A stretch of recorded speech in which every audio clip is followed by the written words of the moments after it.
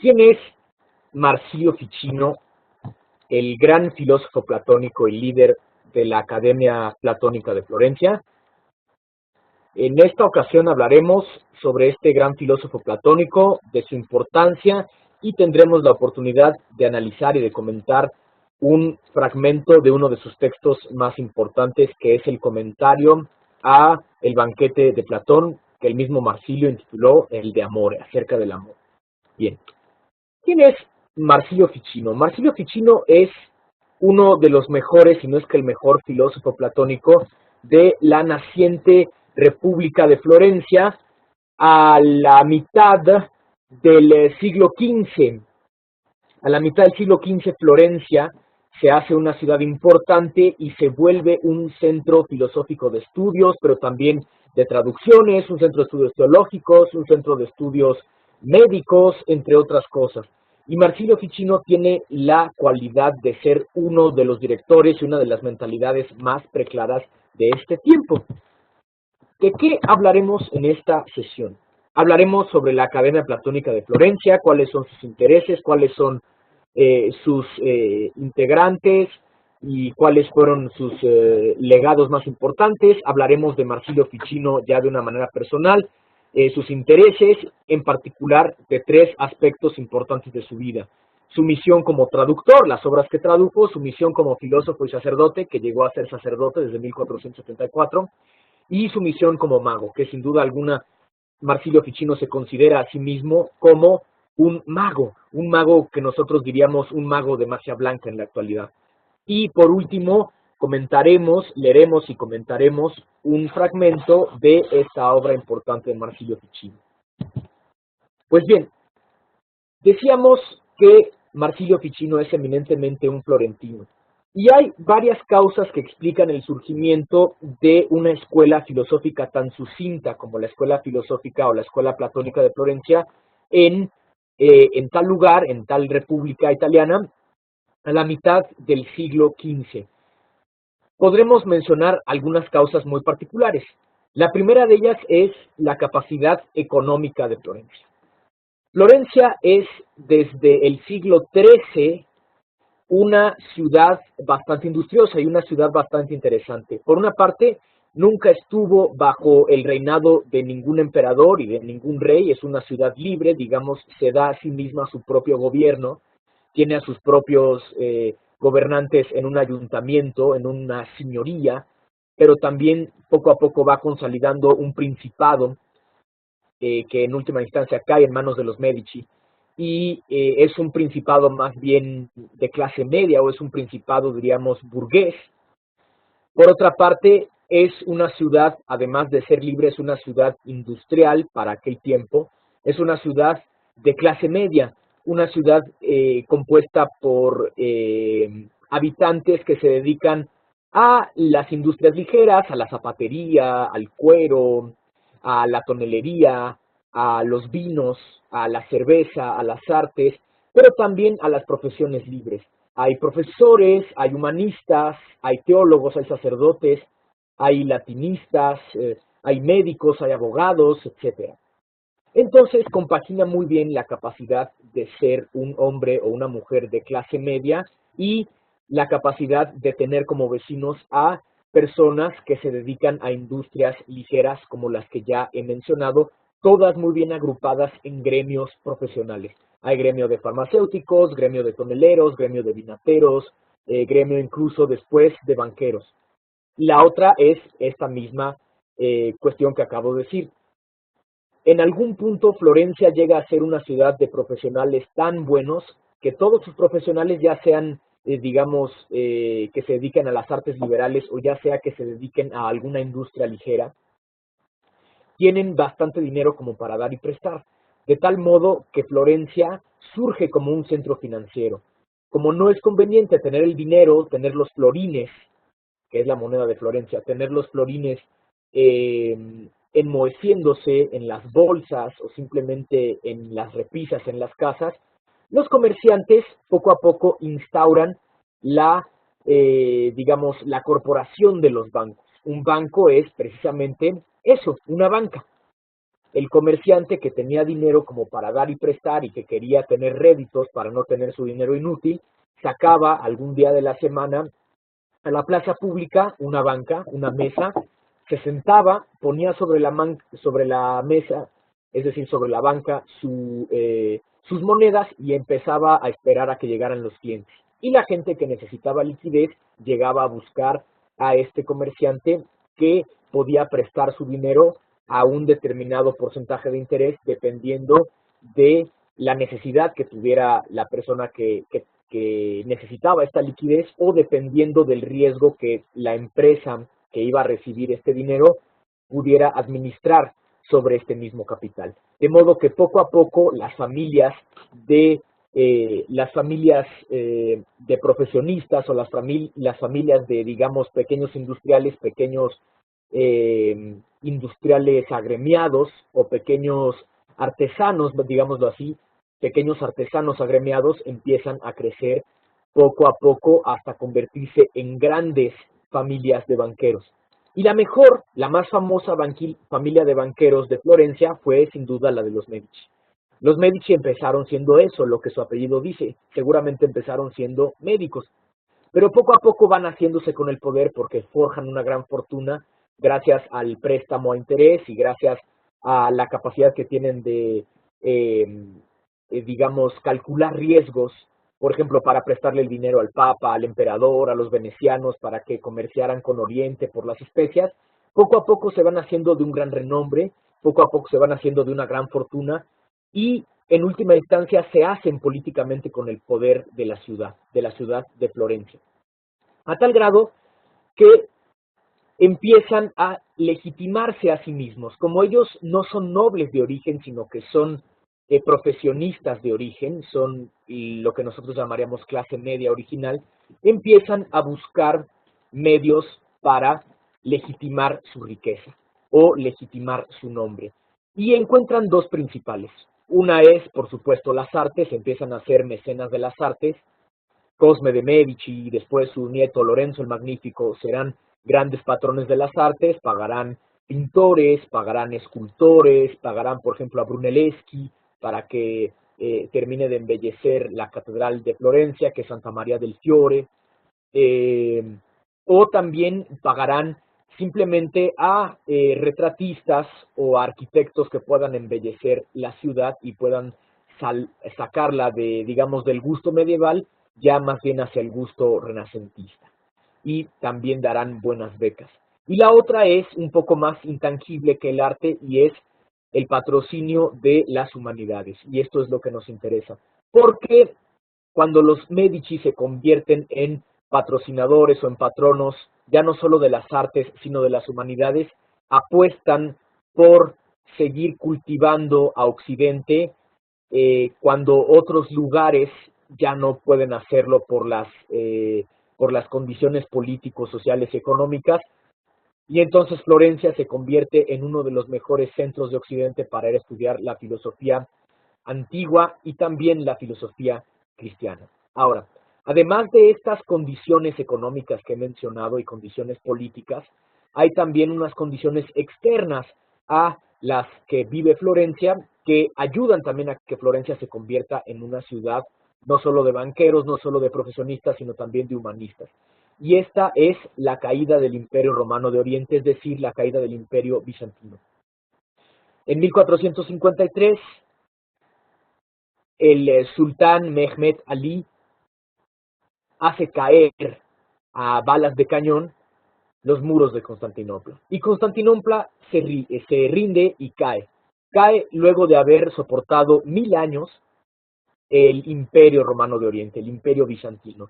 De modo tal que el lugar que es Constantinopla, o después, en cierto modo, Atenas, que había sido la sede de los estudios clásicos, donde la gente en la Edad Media iba a copiar los textos de Aristóteles o iba a copiar los textos de Platón, y donde eran altamente custodiados los manuscritos en dos bibliotecas, la biblioteca del patriarca y la biblioteca del emperador, simplemente cae. Y poco a poco, desde unos años antes de 1453, los humanistas ven que no hay mucho más tela de donde cortar, ven que es peligroso quedarse en ese lugar del mundo y empiezan a huir. ¿Y a dónde van a huir? sobre todo a Florencia, porque Florencia, por una parte, tiene las condiciones de seguridad, de paz, de cristianismo, no hay que olvidar que Florencia es una ciudad cristiana, y por otra parte encuentran la venia, encuentran el apoyo económico de los Medici.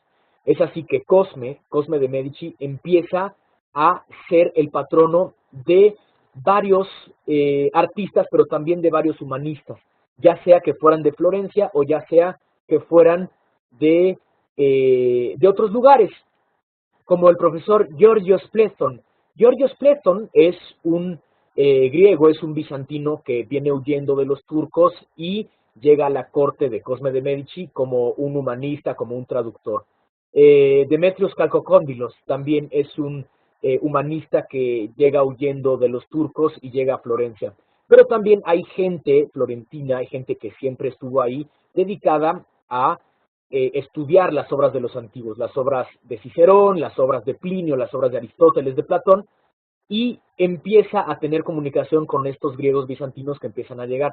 De modo que los florentinos ofrecen la paz, ofrecen las circunstancias, ofrecen la estabilidad, pero los bizantinos traen algo muy, muy preciado, que es traer muchos manuscritos originales o muchas ediciones excelentes, buenísimas, de las cuales se puede hacer una traducción al latín de muchos autores que o bien habían sido pobremente traducidos al latín o bien nunca se habían traducido al latín. Cosme de Medici empieza a ver el futuro de esta gente que empieza a conglomerarse, empieza a ver cómo algunos profesores, digamos, nativos de Florencia empiezan a comulgar bastante bien con los profesores que empiezan a llegar de Bizancio, de Constantinopla, y les regala esta villa que tenemos en pantalla. La Villa di Careggi la regala Cosme de Medici a Marsilio Ficino y lo instaura este lugar como la sede de los platónicos de Florencia. A la fecha ustedes pueden visitar esta villa a las afueras de Florencia. Ojo, no es que la escuela de platónicos de Florencia se formara como una escuela donde ibas tú a pagar una inscripción, sino que era más bien un lugar libre donde tú podías contribuir de una manera más bien abierta y que siempre estaba constantemente recibiendo a diferentes miembros.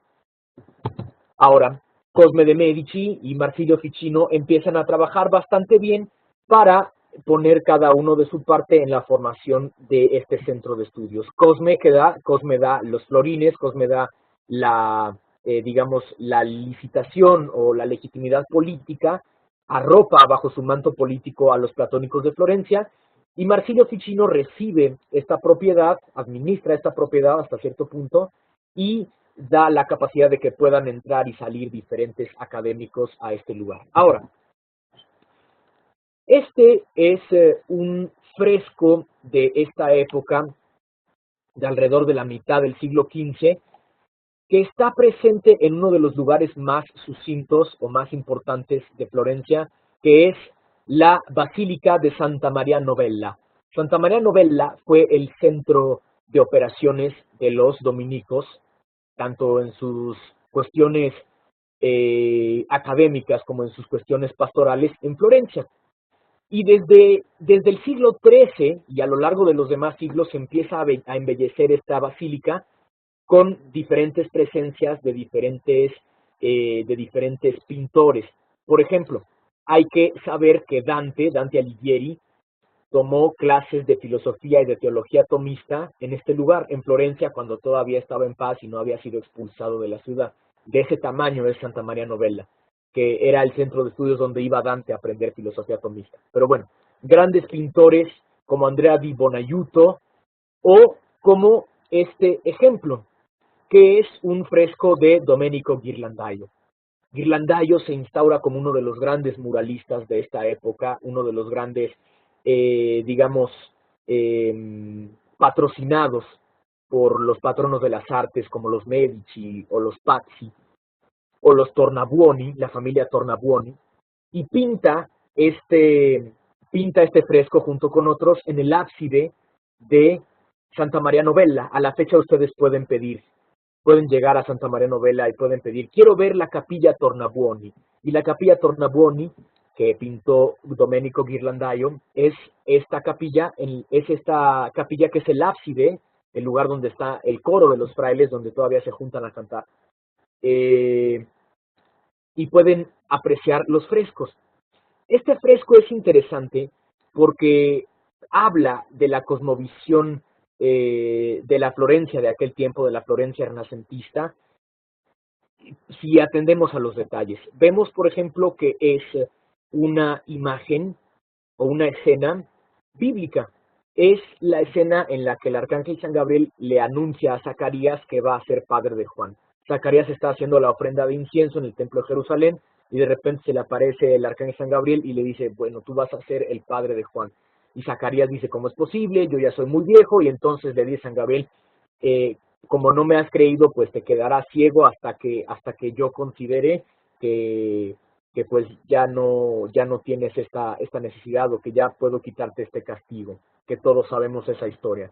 Pero vean, difícilmente sabríamos, a no ser que el ángel tuviera alas, que las tiene muy discretas, y que está aquí Zacarías al centro, que es una imagen bíblica o que es una escena bíblica. Veamos, por ejemplo, el contexto clásico. Veamos cómo hay un punto de fuga, cómo hay un centro de fuga, que es una perspectiva. Veamos, por ejemplo, los elementos de los arcos, los elementos clásicos, las esculturas, que no hace que pensemos en el templo de Jerusalén, sino más bien en los templos romanos, en los templos clásicos. ¿De qué habla esto? De, digamos, más que la sincretización, la unión de los temas cristianos con los temas clásicos. Y también, por supuesto, está gente que no es de la época. Está presente gente que no debería de estar ahí. Y simplemente está, pues, porque Ghirlandaio los pintó, porque fueron los patrones que pintaron o que pagaron por la pintura. Ahora, una de las partes más importantes de este fresco y que a mí siempre me llama la atención es la esquina inferior izquierda. Este grupo de 4 personajes que parece que pasan desapercibidos porque el centro de atención está aquí, fíjense donde está el incensario, y aquí donde está el punto de fuga y donde se ve que están todos hablando. Pero en realidad uno de los aspectos anecdóticos más importantes de este fresco es la esquina inferior izquierda. ¿Por qué? Porque en esta esquina inferior izquierda de este fresco, Ghirlandaio pintó a 4 de los filósofos platónicos más importantes de su tiempo, entre ellos a Marsilio Ficino. Esta es un acercamiento de esta esquina inferior izquierda de los platónicos de Florencia. Y tenemos 4 personalidades muy interesantes. De izquierda a derecha tenemos, los digo primero y después los aclaro, a Marsilio Ficino, a Crisóforo Landino, a Angelo Poliziano y a Crisóforo Calcocóndilas, o Calcocóndilos. Bien, 3 de estos son italianos, uno de ellos es griego. ¿Quiénes son estos señores? Pues bueno, Marsilio Ficino es nada más y nada menos que la cabeza, el administrador, el director de la escuela de los platónicos de Florencia, del cual hablaremos hoy más detalladamente. El que está en el centro, el señor el señor Canoso, es Crisóforo Landino, y Crisóforo Landino era un humanista y un latinista consumado. Se dedicaba a las obras de Cicerón, pero también tradujo las obras completas y editó las obras completas de Plinio. Plinio, uno de los mejores científicos y uno de los mejores geógrafos de la época imperial, de la época de Augusto, unos pocos años después. Después está Angelo Poliziano. Angelo Poliziano fue también un humanista, un traductor, que en algún punto salvó la vida de uno de los nietos de Cosme de Medici, uno de los nietos más importantes, que fue Lorenzo de Medici, Lorenzo el Magnífico, cuya vida se vio en peligro inminente un día, y en ese día lo salvó de la muerte Angelo Poliziano y salvó de la inestabilidad y del golpe de estado a toda Florencia. Y el otro es Demetrios Calcocóndilos, que es un representante de los filósofos bizantinos, los filósofos, griegos, ortodoxos, que vienen huyendo del Oriente y reciben hospitalidad en Florencia. Por eso es tan importante esta parte de este fresco de Ghirlandaio, pues porque es un testimonio filosófico, que como ustedes saben muchas veces los filósofos no son bien tomados en cuenta por la sociedad, pero en este aspecto Ghirlandaio los dejó como un testimonio pues para siempre haciendo su retrato. Hay otros integrantes de la Academia de Platónicos de Florencia, que son muy dispares y son muy interesantes. El más viejo de todos, pues, fue este señor Canoso, que es Crisóforo Landino, un gran latinista, pero también, junto con Ficino, hubo gente muy joven, como un conde, que es Giovanni Pico de la Mirandola. Giovanni Pico de la Mirandola era un noble, pero también era un noble que se dedicaba a estudiar. Y de él tenemos dos grandes obras importantes que hay que leer alguna vez en la vida. Una son las 900 tesis. En 900 tesis, Pico de la Mirandola resume todo lo que hay que saber de filosofía, desde los presocráticos hasta básicamente Santo Tomás o un poco antes de la llegada de los platónicos a Florencia. En 900 tesis pone lo que hay que saber de filosofía, sintetiza el pensamiento filosófico de todo Occidente en 900 oraciones. Y otro es un texto, digamos, más famoso, más difundido, que es el discurso sobre la dignidad del hombre, que seguramente ustedes leerán en alguna parte de su formación. Ahora, otro es el cardenal Bessarion. El cardenal Basilio Bessarion es un miembro importante de esta Academia de Platónicos de Florencia, a pesar de que él no era nacido en Italia. El cardenal Bessarion no nació en Italia, sino que era griego. Y sin embargo, era un cardenal católico. No era un clérigo ortodoxo, sino que era un clérigo católico, latino, romano. Aunque tenía muy buenos nexos con los ortodoxos en Atenas o en Bizancio antes de la invasión de los turcos, a tal grado que trajo unas obras muy buenas, unos manuscritos editados con mucho cuidado, de obras que se habían perdido o de obras que habían llegado pobremente a Occidente y las trajo a Venecia. A la fecha, los textos que trajo el cardenal Bessarion se conservan en la Biblioteca Nacional Marciana en Venecia. Y abajo está la gente tomando vino, tomando helado, sin saber que arriba de sus cabezas hay libros importantísimos para Occidente, y claro, porque eso no les importa. Ahora, el cardenal Bessarion estuvo a punto de ser elegido como papa. Yo estoy casi seguro, aunque eso no lo sé con exactitud, por eso digo casi, de que si él hubiese llegado a ser papa se habrían acabado rápidamente, o mejor, las diferencias entre la iglesia ortodoxa y la iglesia latina. Pero eso no pudo ser. No lo eligieron papa porque traía barba, y eligieron mejor a alguien más que no tuviera barba porque les parecía a los demás cardenales que Bessarion traía una barba demasiado larga y eso no era muy latino. Y pues bueno, ahí acabó esa historia. Hay otros miembros, por supuesto, de la Academia Platónica Florentina, pero ahora quisiera hablar sobre tres aspectos importantes de Marsilio Ficino que lo hacen destacar por su sistematicidad y por su capacidad amplia de comentar, entre otros integrantes de esta escuela. Uno es su aspecto de traductor de las obras de muchos griegos al latín. Aquí vemos dos de sus ejemplos. Otro es su aspecto de sacerdote filósofo, como Marsilio Ficino piensa que son idénticas o son identificables la tarea de ser sacerdote y de ser filósofo, porque el filósofo de cierta forma sacrifica, es decir, hace sagradas las realidades, y el sacerdote es un amante de la sabiduría que Cristo mismo es. Y la otra es su aspecto de mago, a pesar de que esto nos parezca muy raro. ¿Cómo es posible que un filósofo que fuese platónico, que fuese racionalista, o más que racionalista, que creyera o que tuviera fe en la razón, o considera que la razón es un aspecto importante para explicar el cosmos, cómo es posible que fuera mago? Pues sí, Marsilio Ficino era filósofo, era platonista, era sacerdote católico, pero también era mago y no tenía dificultad en unir estos tres aspectos de su vida. Pero para eso daré lectura a lo que el mismo Giovanni Reale piensa sobre Marsilio Ficino, de tal modo que nosotros lo podamos ver de una manera sintética y después podamos pasar de un modo más claro a explicar una de las obras de Marsilio Ficino, que es el De Amore. Y leo lo que escribe Giovanni Reale sobre Marsilio Ficino. Marsilio Ficino y la Academia Platónica de Florencia. la posición de Ficino en el pensamiento renacentista. En 1462, Cosme el Viejo de Medici donó a Ficino una villa en Careggi, para que pudiese dedicarse allí con toda comodidad y tranquilidad al estudio y a la traducción de Platón. Esta fecha señala el nacimiento de la Academia Platónica, que no fue una escuela organizada, sino más bien una sociedad de sabios y de cultivadores de la filosofía platónica en la que Ficino actuó como mente rectora. Marsilio Ficino, de 1433 a 1499, representó un giro decisivo en la historia del pensamiento humanístico renacentista.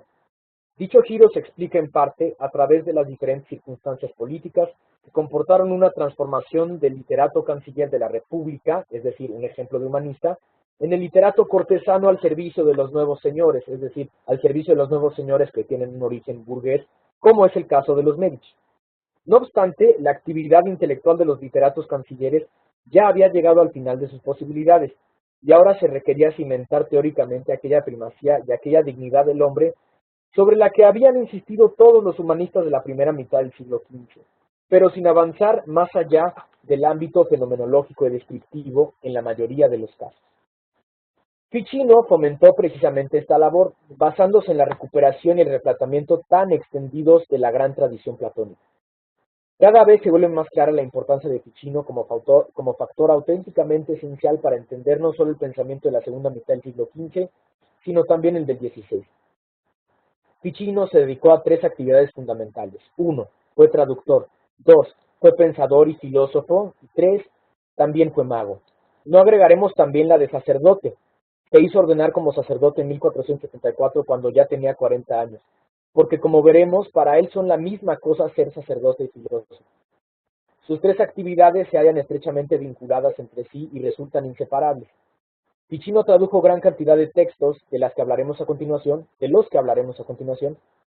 y no lo hizo por erudición, sino para responder a necesidades espirituales concretas y de acuerdo con un claro programa filosófico.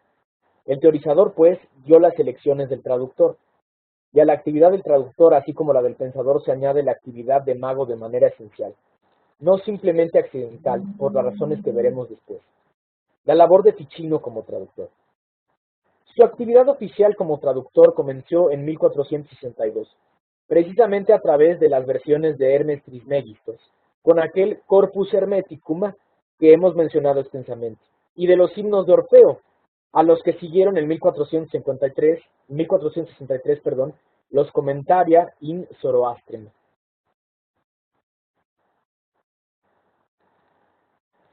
Sigo. En 1463, Ficino empezó a traducir las obras de Platón, en las que trabajó hasta 1477. Entre 1484 y 1490 tradujo las Eneadas de Plotino, y entre 1490 y 1492 los escritos del pseudo Dionisio Areopagita. Durante las etapas intermedias tradujo asimismo obras de los autores pertenecientes al platonismo medio o de neopitagóricos y neoplatónicos, Porfirio, Jámblico, Proclo, así como el bizantino Miguel Pselo. Como puede apreciarse, el mapa de la tradición platónica aparece completo. Haber comenzado por Hermes Trismegistos, Orfeo y Zoroastro antes de que por Platón, se debe a que Ficino consideraba como auténticos y antiquísimos los documentos atribuidos a estos presuntos profetas y magos, y pensaba que Platón dependía de ellos, como hemos dicho antes y como expondremos ahora con más detenimiento. Vemos entonces, comento yo, cómo va en orden cronológico la propuesta traductora o la propuesta de traducción de Marsilio Ficino. Primero, traducir los orígenes de Platón, que son Orfeo, Zoroastro y Hermes Trismegistos, que a él se le respetaba como una autoridad mágica y una autoridad filosófica egipcia.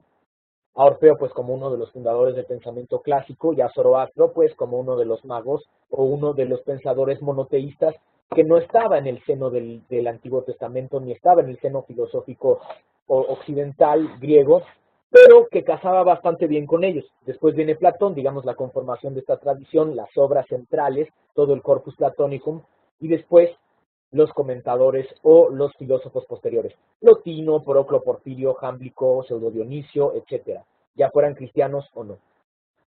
Sigo leyendo. Las directrices del pensamiento filosófico de Ficino. En cuanto filósofo, Ficino se expresó sobre todo en las obras de la religión cristiana y en la teología platónica, además de en diversos comentarios a Platón y a Plotino.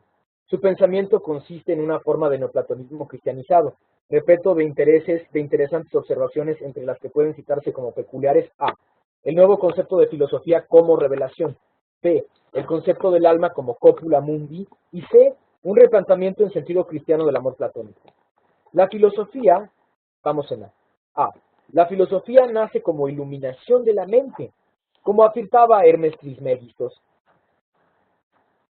El disponer y encauzar el alma de un modo que la convierta en intelecto y la haga coger la luz de la revelación divina, que es aquello en lo que consiste la actividad filosófica, coincide con la religión misma.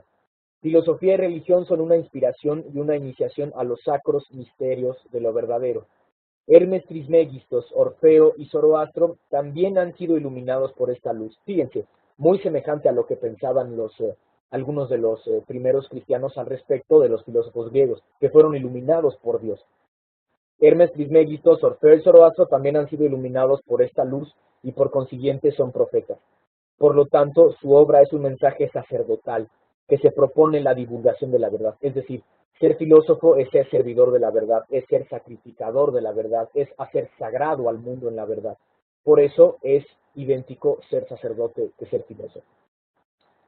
El hecho de que estos prisci theologi hayan podido captar una misma verdad a la que después llegan Pitágoras y Platón, en opinión de Ficino se explica perfectamente en función del logos, ¿se acuerdan? Del logos Cristo, es decir, del verbo divino, de quien además Hermes Trismegistos habla expresamente, que es el mismo para todos.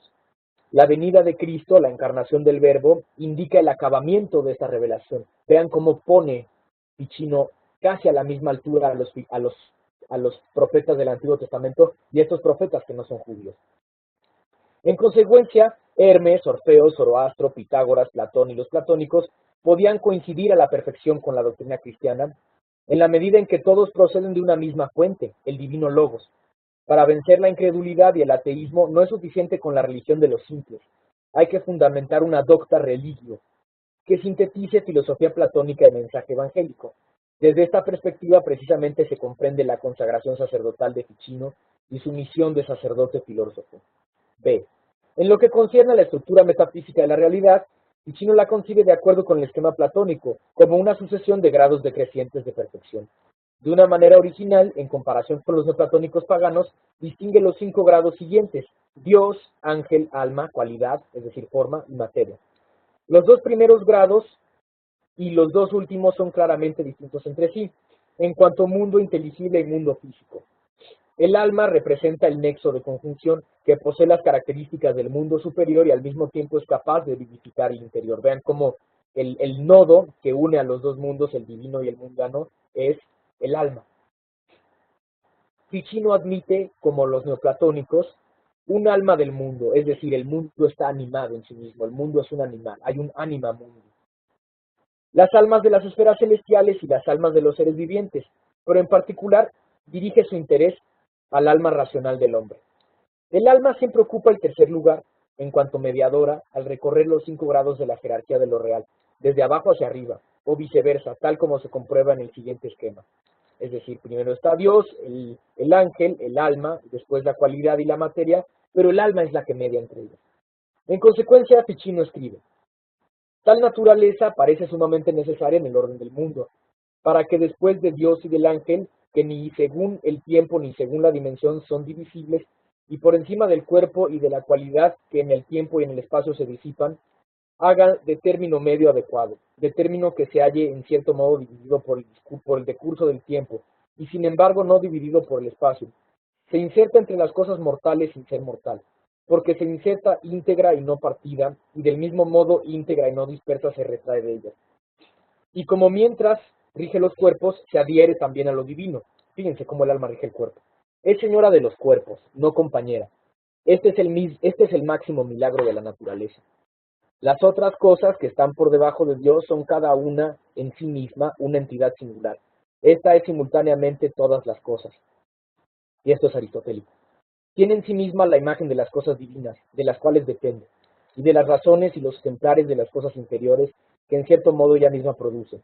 Haciéndose la intermediaria de todas las cosas, posee las facultades de todas las cosas, y por ello las traspasa todas. Empero, dado que es la verdadera conexión de todas, cuando migra a una no abandona la otra, sino que migra de una a otra sin abandonar ninguna, de modo que con justicia se la puede denominar el centro de la naturaleza, la intermediaria de todas las cosas, la cadena del mundo, el rostro del todo, el nudo y la cópula del mundo, es decir, el lugar donde coinciden todas las cosas, es el alma misma.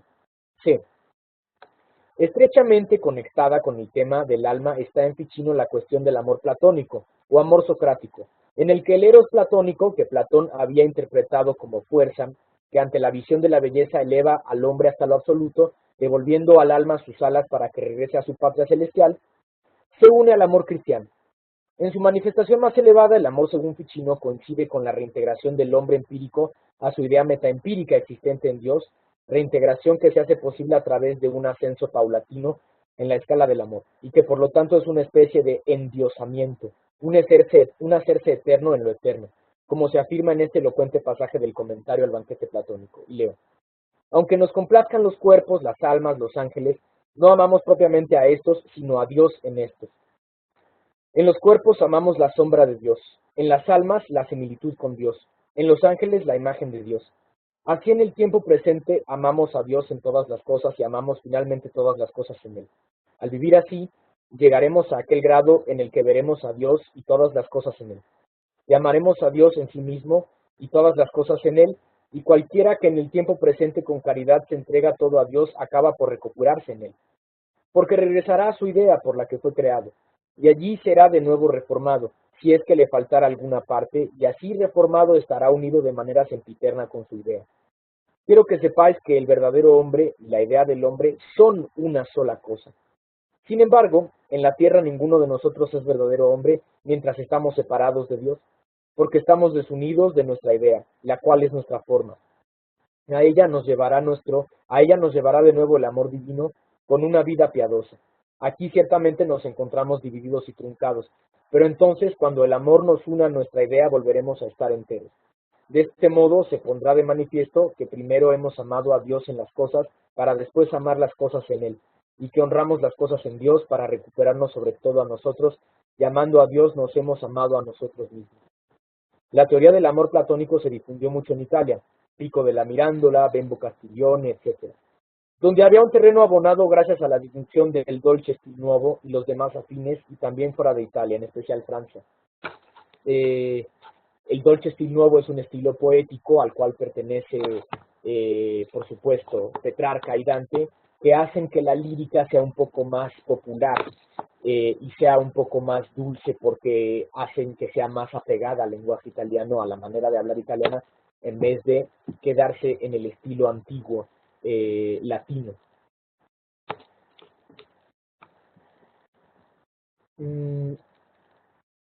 Entre los numerosos documentos referentes al amor platónico citaremos para concluir este bello altercado de Lorenzo de Medici, que muestra la gran popularidad de esta doctrina amorosa.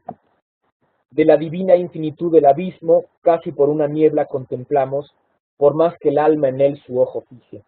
Pero con amor perfecto y verdadero lo amamos. Aquel que a Dios conoce, Dios así atrae. Amando su alteza nos alzamos. Aquel por sumo bien la mente aspira, que la contenta pero no está contenta, si solamente a Dios contempla y mira.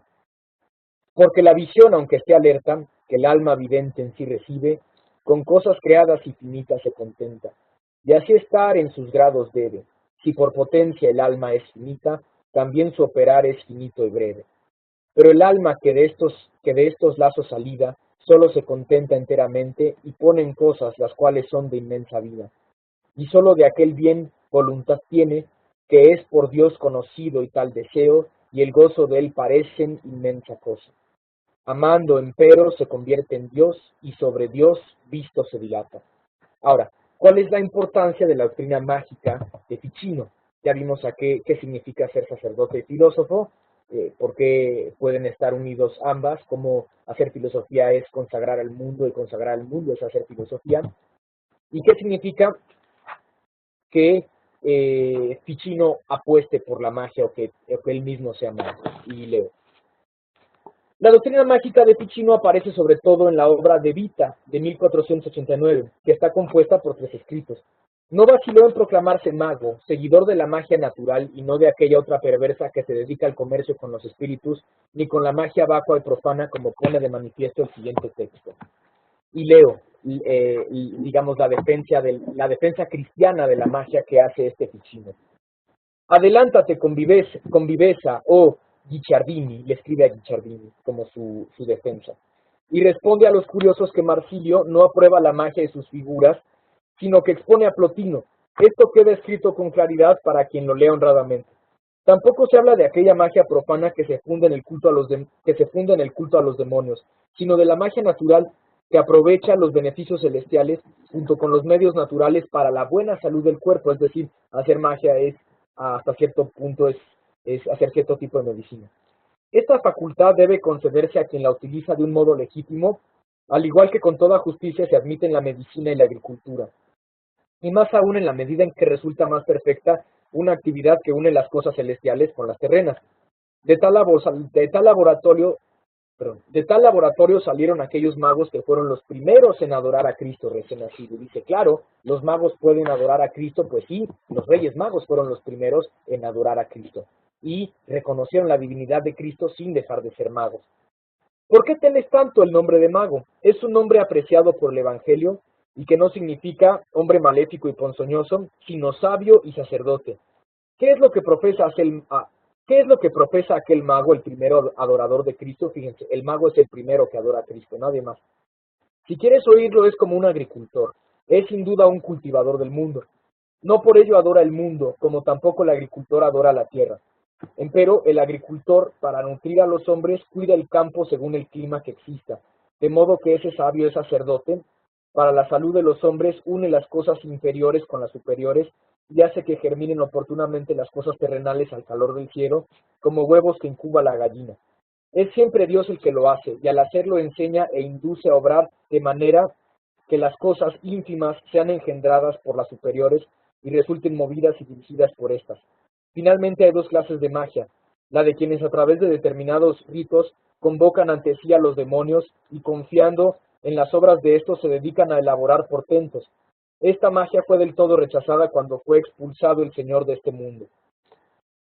La otra clase es la de quienes someten de forma adecuada las materias naturales a causas naturales, de donde las extraen por medio de una ley admirable. También este último artificio es de una doble clase. Una procede de la curiosidad y la otra de la necesidad. Aquella crea prodigios vanos por ostentación, es decir, la magia diabólica, como cuando los magos persas de la salvia putrefacta bajo el estiércol, cuando el sol y la luna ocupaban el favorable signo de león, y allí se encontraban, hacían nacer un pájaro semejante al mirlo, con una cola de serpiente, y después de haberlo reducido a cenizas, lo colocaban en una lámpara de donde aparecía de improviso una casa llena de serpientes. Esto es del todo vano y hay que huir de ello porque es perjudicial. En cambio, es obligado salvar la parte necesaria de la magia, que junta la medicina con la astrología. Si alguno, oh Guicciardini, se obstina tanto como para continuar insistiendo, deja que no lea mis escritos, que no los comprenda, que no los utilice, ya que se trata de un hombre completamente indigno de tanto beneficio. Y también tú, con tu ingenio, podrás aducir numerosos argumentos en contra de su desgraciada ignorancia. Hasta aquí la cita. Y sigo leyendo a Reale.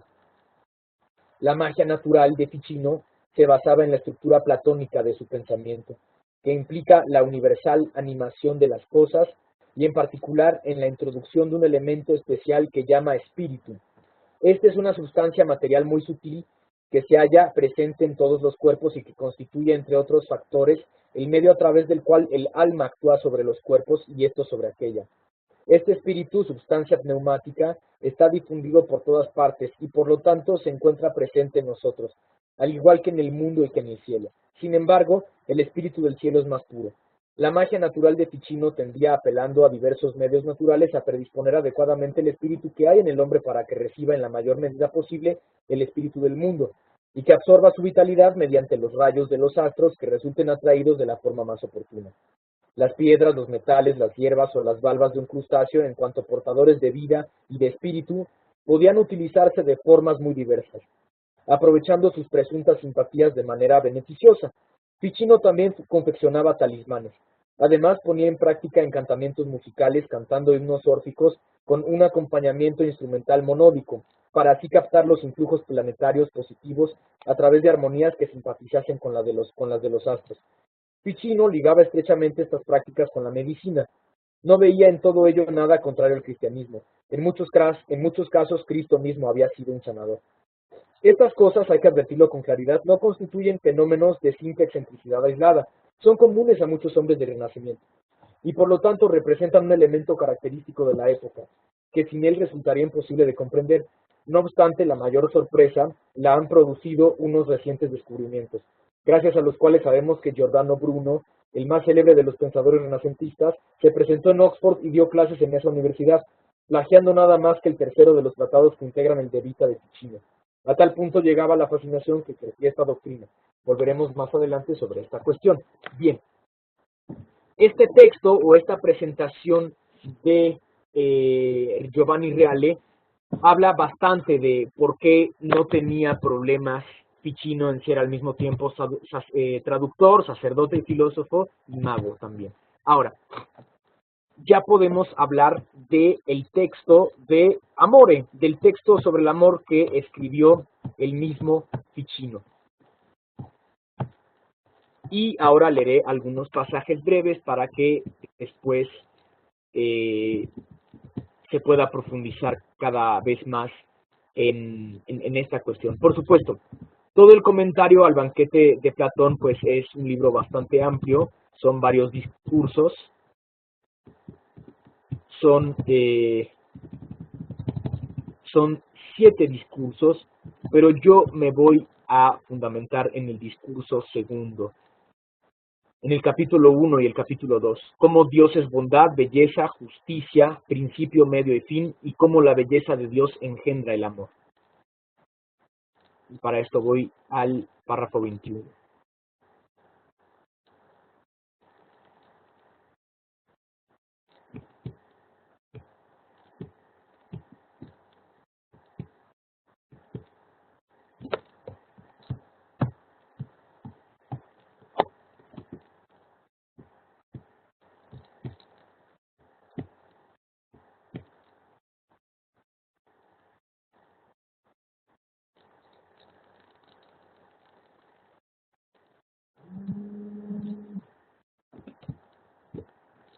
Aquí está. Discurso segundo, capítulo 1. Dios es bondad, belleza, justicia, principio, medio y fin. Los filósofos pitagóricos quisieron que el número 3 fuese la medida de todas las cosas. Y estimo por esta causa que con el número ternario Dios gobierna todas las cosas. Vean cómo es un guiño muy fuerte a la propuesta agustiniana de que la vida trinitaria permea todo el mundo. La vida interior, la vida cósmica, la vida de los planetas, todo está regido por la Trinidad. Y todo el cosmos y el cosmos interior que el hombre mismo es, el microcosmos que el hombre mismo es, está también regido por la imagen trinitaria de Dios. Y también las cosas por este número se perfeccionan. De aquí las palabras de Virgilio. Dios se alegra con el número impar. Ciertamente aquel sumo autor primero crea todas las cosas en segundo. En segundo lugar, a él las rapta y en tercer lugar les da su perfección. Cada una de estas fluye cuando nacen de esta perenne fuente, luego a esta refluyen cuando intentan alcanzar su origen y por último se perfeccionan después de que regresaron a su principio. Orfeo, vaticinando esto, llamó a Júpiter principio, medio y fin del universo. Ojo, no está hablando en vano Marsilio Ficino cuando dice esto. Recientemente, por ahí, bueno, en los años 70 se encontró un papiro en un suburbio de Tesaloniki, en un suburbio de Tesalónica, que se llama Derveni, un papiro importante que es una teogonía órfica, es una cosmovisión órfica, o es una propuesta cosmológica desde el punto de vista de los órficos. Y los órficos, en este caso, en el papiro de Derveni, que es el papiro más antiguo de Europa, hablan sobre cómo los dioses son los dioses antiguos son una imagen del Dios verdadero, son una imagen del Dios dentro de la poesía clásica de Homero, de Siodo, de los himnos homéricos, de los himnos órficos, y como todo está fundamentado en una causa original que es Dios mismo. Por eso dice Ficino con conocimiento de causa, a pesar de que él no haya conocido el papiro de Derbeni, pero sí haya estado en contacto con estas ideas. Orfeo, vaticinando esto, llamó a Júpiter principio, medio y fin del universo. Principio en tanto que produce, medio en tanto que hace retornar lo producido a sí mismo, fin en tanto que perfecciona lo que vuelve a él. Así podemos apelar a este, como se dice a menudo en las obras de Platón: Rey del universo, bueno, bello y justo. Bueno, digo, cuando crea; bello, cuando atrae hacia él; justo, cuando perfecciona a cada uno según su mérito. Así, la belleza a la que le es propio el atraer hacia sí se encuentra entre la bondad y la justicia. ¿Cómo la belleza de Dios engendra el amor? Ciertamente esta belleza divina ha engendrado en todas las cosas el amor, es decir, el deseo de ella misma, ya que si Dios rapta para sí el mundo y el mundo es raptado por él, hay un continuo atraerse entre Dios y el mundo que comienza en Dios y pasa al mundo, y finalmente en Dios termina, y que como un círculo de allí de donde partió, allí retorna. Así que un solo y mismo círculo de Dios al mundo y del mundo a Dios es designado con tres nombres. En cuanto comienza en Dios, se atrae hacia sí belleza; en cuanto pasando al mundo lo rapta, amor; en cuanto que retorna al autor y une a él su propia belleza, placer. Fíjense qué manera tan bella de unir la belleza, el amor y el placer. Por tanto, el amor comienza en la belleza y termina en el placer. Y esto lo entendieron Jeroteo y Dionisio Areopagita en aquel himno excelente en el que estos teólogos cantaron así: el amor es un círculo bueno que gira eternamente de bien a bien. En efecto, el amor es necesariamente bueno, ya que habiendo nacido del bien, al bien retorna, porque él es aquel mismo Dios cuya belleza todas las cosas desean y con cuya posesión descansan. Allí nuestro deseo se enciende, es allí donde el ardor de los amantes reposa y no se apaga, sino que se colma.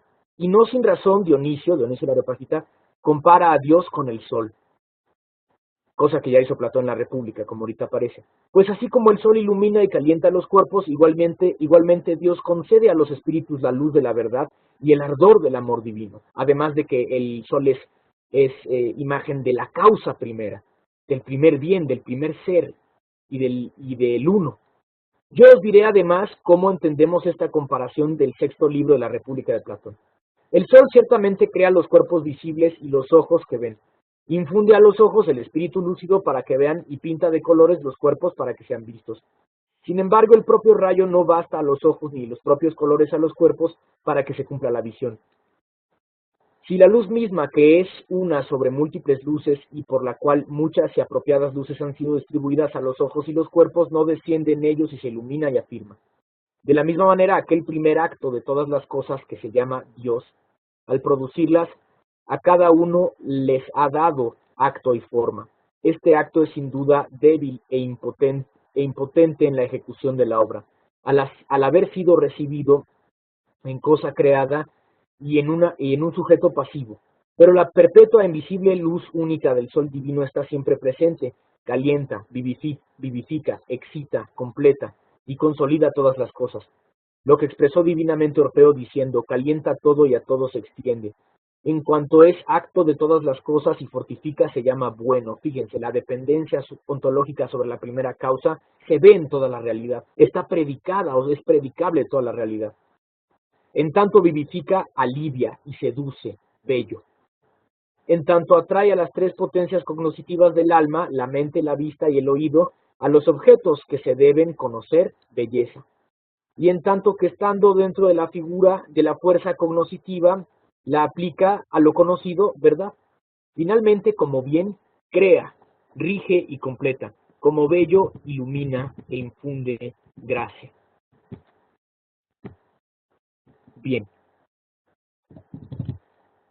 Esto es una introducción a toda la obra que es el de Amore de Ficino, que por supuesto es una de las obras en filosofía que vale la pena leer, puesto que Ficino seguirá haciendo que la tradición platónica, que tiene más de 2000 años, siga vivificando y siga extendiéndose por otros lugares. Gracias a Ficino sabemos y tenemos ideas muy claras de Platón, de sus comentadores y también de cómo fue confrontado Platón con otros pensadores de la edad antigua pero en el seno del Renacimiento, como lo fue Aristóteles o como lo fue el mismo pensamiento cristiano. Esta es una muy buena introducción que, por supuesto, podemos seguir cada uno leyendo estas magníficas obras que nos ha legado la tradición renacentista.